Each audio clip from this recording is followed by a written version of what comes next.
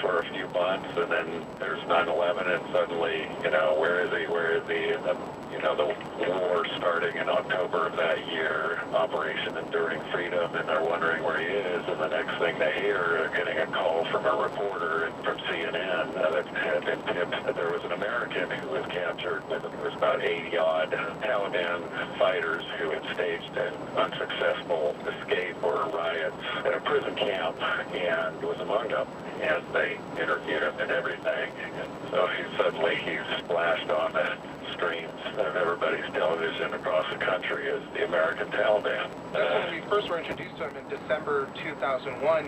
December 2001. And for anybody that remembers those pictures, I mean, he was all dirty, his hair, he had the beard, everything. There was all sorts of pictures. There was pictures of him like naked, strapped to a gurney with tape and things like that. That's where all the murky stuff happens.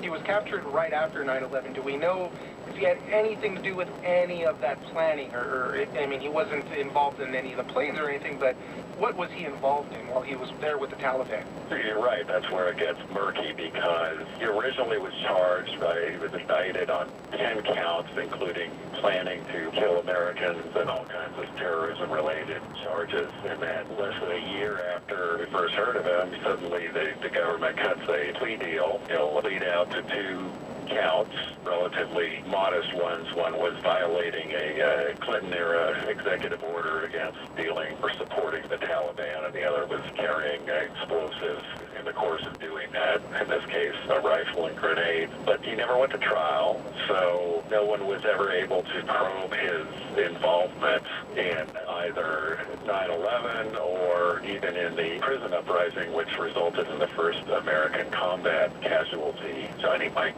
Spann, a CAA officer who it turned out had interviewed him just moments before.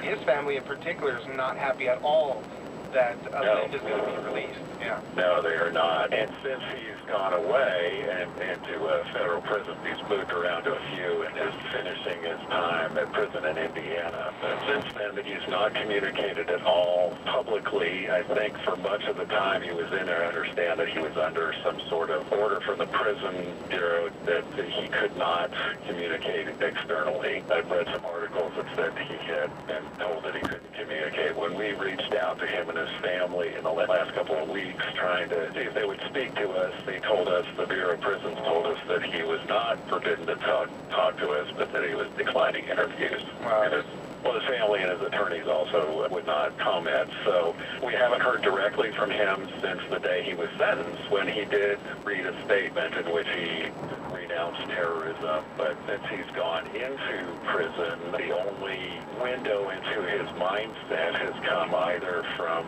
sympathetic articles through his parents and defense team, revealing sort of his thoughts to them or comments to them generally, either by the time of his sentencing. And then there have been these 2 leaked reports. Yeah, that's interesting. Right? His parents, just for his parents' part, they said that he wanted to help the Taliban fight injustice by their Afghan enemies, not necessarily kill fellow Americans. And as you mentioned, there was these 2 leaked reports, and that's a big question. Is he still a threat? And in these 2 reports, there was things that saying that he still said stuff that he might be supporting the Islamic State. And so it's unclear as to where his mindset is. And there's lawmakers that are very concerned about this, saying, what are we doing to reform these former jihadists? How do we get them reintegrated back into society? That's the big question right now. Unless he says something after his release, we don't know where he will be going. The Prison Bureau won't discuss it without his permission. He apparently hasn't granted it, so we don't know where he will end up. At one point, he was considering, or his father was encouraging him to consider relocating to Ireland, and that apparently fell through after a fallout with his lawyer over his apparent refusal to renounce all forms of atrocities or something. That's via these leaked documents that we've not been able to get any further information on them other than what's printed, so we don't know. He's obviously changed so much over the years. I'm sure a lot of people don't even know what he looks like or would recognize him again. He's 38 now. Mm-hmm. Under all the conditions of his release, he's going to be under 3 years of supervision. He can't have online communications in any language other than English. Obviously, he can't communicate with known extremists or possess or view terrorist material. I mean, he's going to be under a lot of scrutiny. How do you reintegrate this guy into society? And I'm sure there's going to be a lot of eyeballs on him. Yes, at least for 3 years. John Woolfolk, reporter for the San Jose Mercury News. Thank you very much for joining us. Thank you for having me. One of the stories we've been following for a while is that of the Nexium sex cult led by Keith Raniere. His trial is currently underway, and the testimony that's being shared about him is pretty unreal. It's shedding more light on the practices of that group and also what went down when Keith Raniere was arrested.